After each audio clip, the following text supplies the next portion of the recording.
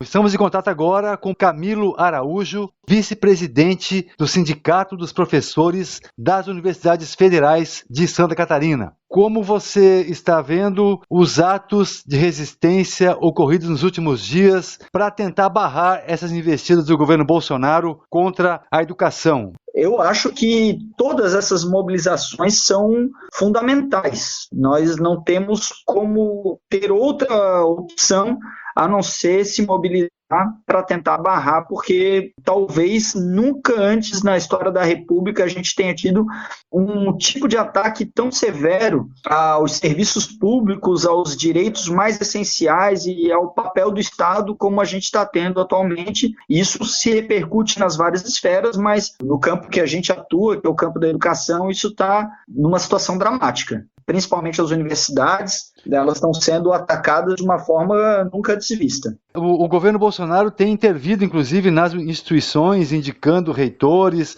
sucateamento das universidades federais também, né, com até ameaça de falta de condições para tocar as mínimas estruturas da universidade. Como é que está nesse momento aí na UFSC, professor? Então, gostaria de falar um pouco sobre essa questão envolvendo a postura do governo Bolsonaro em relação aos princípios de democracia interna das instituições. Isso demonstra muito a sua visão de sociedade.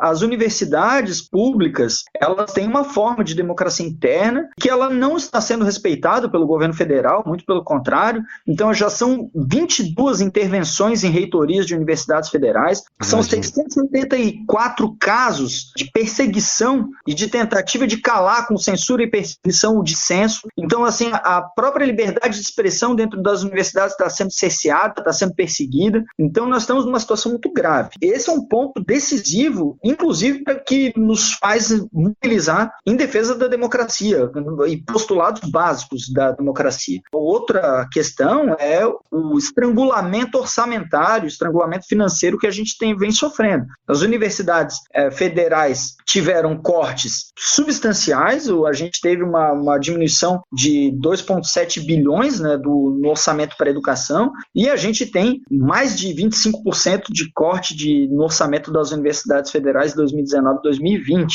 Então, a gente tem bloqueios feitos pelo governo Bolsonaro que impedem o funcionamento das universidades. Hoje a gente vive uma situação dramática de pandemia, que boa parte das instituições está no modelo remoto, mas a gente espera que a gente consiga aumentar o ritmo de vacinação para que a gente consiga voltar às nossas atividades presenciais o quanto antes, mas diante do que a gente tem visto em termos orçamentários, se mantiver os cortes do jeito como está sendo colocado, a gente não tem a menor condição, inclusive, de ter atendimento presencial. Para ter uma noção, né, e só para dar alguns exemplos, né, mas, por exemplo, o Ministério de Ciência e Tecnologia teve um corte orçamentário de 29%. A CAPES, que financia bolsas de pós-graduação e da educação básica, teve um corte de 1,2 bilhões. Então, a gente está tendo um desmantelamento das universidades federais, a gente está tendo um desmantelamento das entidades de fomento de pesquisa. Então, a gente tem uma situação que é uma compreensão de destruição daquilo que torna o país soberano. Porque na hora que você desmantela a universidade pública, a formação superior pública, e desmantela as entidades de fomento de um país, a gente coloca esse país de joelhos em relação a todas as outras potências, sobretudo as mais poderosas do mundo. Então, a gente tem uma situação que é dramática. E no caso específico da universidade, a Universidade Federal de Santa Catarina está com o menor orçamento desde 2004. Então, a administração da UFSC já colocou o tamanho do problema e o tamanho das dificuldades que tem. As universidades, a Universidade Federal teve mais de 2015 a 2020, aumentou em mais de 10% o número de alunos e, ao mesmo tempo, os valores que foram repassados pelo Ministério da Educação para a Universidade Federal manter essa estrutura toda funcionando, ela foi cortada dramaticamente, né? Então, só de 2020 para 2021 teve uma diminuição, por exemplo, no orçamento de custeio e investimento de 140 milhões para 118. Boa parte daquela aquelas verbas que iam para ajudar nos alunos a pagar bolsa estudantil para atuar na permanência do aluno, a moradia estudantil, o próprio restaurante universitário, tudo aquilo que envolve a estrutura da universidade e que é fundamental para garantir, principalmente, a manutenção daquelas pessoas mais carentes na universidade pública, essa verba está sendo corroída pelos bloqueios do governo federal e que tem uma compreensão de que, no final das contas, a universidade vai se transformar de volta num espaço para poucos, o que é algo que a gente não quer, não acredita, não é esse projeto que a gente entende, e por isso a gente está na rua e precisa se mobilizar contra tudo isso. Até que ponto a emenda constitucional 95, ainda no governo Temer, tem relação com esses cortes de investimento nas universidades públicas, ou o próprio governo Bolsonaro tem aprofundado isso? Ela tem relação direta, porque tu pegar uma emenda que prevê um teto nos gastos públicos, principalmente quando ela é produzida, né, quando ela é votada, pega um momento em que o orçamento ele teve foi um ano muito complicado, né, porque a gente estava numa crise econômica, ele coloca aquilo como teto e que só pode superar em função por reajustes inflacionários e não pode tira da PEC do teto de gastos o pagamento de dívida, então essa pode aumentar e essa não tem problema, o pagamento pode continuar crescendo, e aí tu estrangula financeiramente tudo aquilo que é fundamental para que o Estado forneça para a população, que na verdade é o serviço lá da ponta, que é a saúde, que é a educação.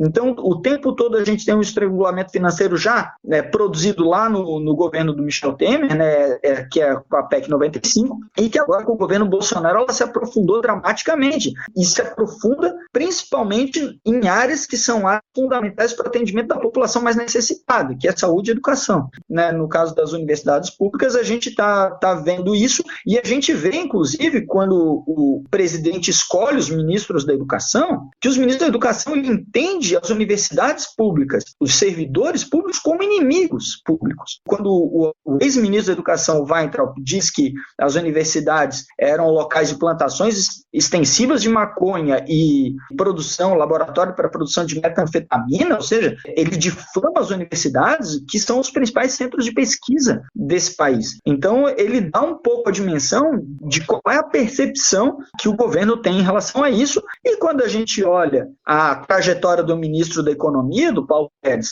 e a relação dele com as instituições privadas de ensino superior, a proximidade dele com o Grupo Ânima, que é uma das grandes redes, junto com outras, né, Croton, etc., né, dessas grandes redes privadas que estão tomando conta do ensino superior privado no país, quando a gente vê essa relação do Paulo Guedes com essas instituições privadas, a gente também consegue entender por que ele está querendo destruir uma rede federal de ensino que é boa, que é de excelência, que faz pesquisa de ponta, que está entre as universidades, algumas das universidades mais bem conceituadas do mundo são universidades públicas federais brasileiras, e está sendo dilapidada pelas medidas do governo federal. Bom, nós estamos conversando com o professor Camilo Araújo, vice-presidente do Sindicato dos Professores das Universidades Federais de Santa Catarina, a APUFSC. Professor, a reforma administrativa tramita no Congresso Nacional e está interferindo também diretamente nessa questão do direito do servidor público das universidades federais e da educação de modo geral, né? A reforma administrativa, talvez, ela entra nesse escopo que a gente está falando como talvez uma das coisas mais sádicas que alguém poderia propor em termos de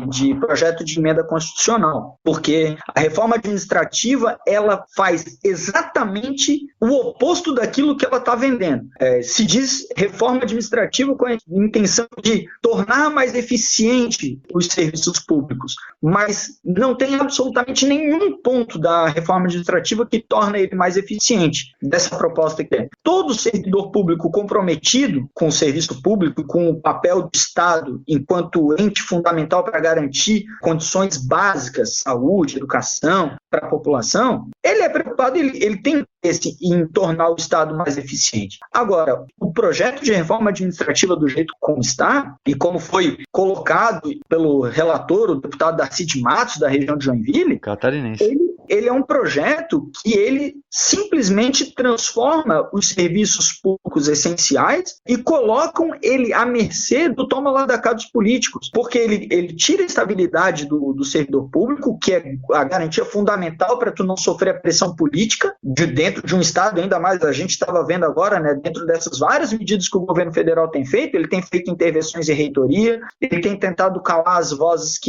dissonantes. Então, tu tens um movimento de governo que tem um caráter autoritário, e ainda bem que a gente tem servidores estáveis. Tu imagina o que aconteceria se, por exemplo, os agentes do IBAMA que pegaram a madeira contrabandeada e que, inclusive, tem pressões por parte do próprio ministro do Meio Ambiente para liberar a madeira contrabandeada. Tu imagina se esses caras eles tivessem o seu emprego colocado à prova pela falta de estabilidade. Que bom que nós temos servidores estáveis que podem executar os seus serviços de uma forma independente. A gente tem uma série de outras coisas na reforma administrativa que coloca o princípio, por exemplo, da subsidiariedade, né? Então, tu vai ter, por exemplo, contratações de profissionais por empresas privadas para auxiliar atividades que são do Estado. Então, vamos imaginar um posto de saúde que tem um médico da prefeitura e, de repente, tem uma série de médicos com outra forma de pagamento sendo pagos por uma empresa privada contratada pela prefeitura. Então, a gente tem uma reforma administrativa que ela destrói completamente os serviços do Estado e entrega esses serviços para as empresas que financiam os políticos. Então, para mim, o nome dessa reforma é a reforma da mamata, porque os políticos que estão defendendo essa reforma, na verdade, eles estão atendendo a influência das grandes empresas que financiam eles, que estão querendo fazer dinheiro com saúde e com educação, que são coisas essenciais. Tem alguns pontos da reforma administrativa que também vai tornar os serviços públicos completamente sucateados, que envolve, por exemplo, o já desprestigiamento do servidor público, né? Então, vai perder estabilidade, não vai ter qualquer garantia de reajuste de salário, já está com o reajuste de salário proibido até 2036 em função da PEC emergencial. Então, não tem reajuste de salário, não tem fundo de garantia, não tem estabilidade. Então, o servidor público vai ser uma categoria completamente desprestigiada, e até mesmo para aqueles que acreditam na economia liberal, eles sabem que, por uma questão simples de oferta e demanda, e quando você remunera bem o servidor, você tem um alto índice de pessoas querendo ser servidor e tu tens uma qualidade muito maior, né? Então, assim, o que eles querem? Eles querem tornar muito pouco atrativos os serviços públicos, porque eles estão provavelmente com interesse de oferecer e dar mais espaço para quem pensa que saúde, que educação,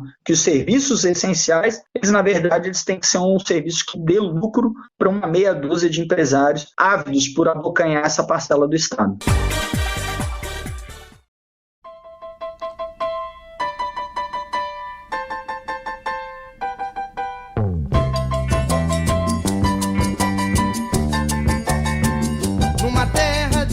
Quem tem um olho é rei, quem tem um olho é rei, quem tem um olho é rei.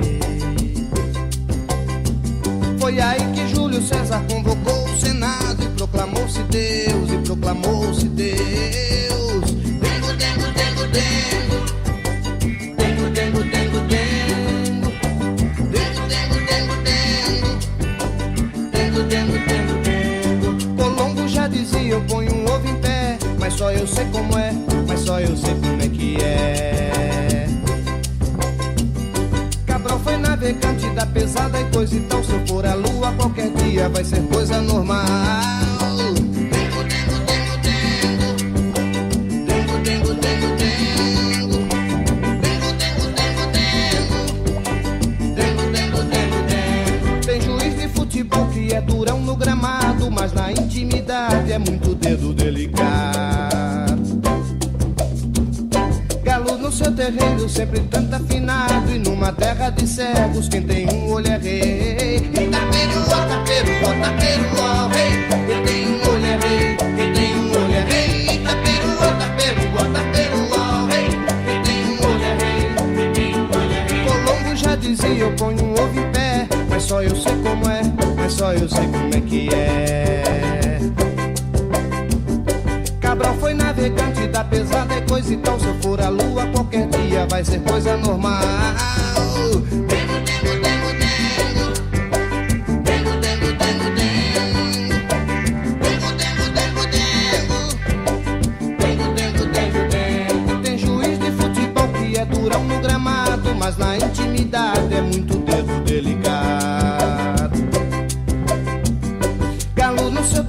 sempre canta afinado, e numa terra de cegos quem tem um olho é rei. Itaperuá,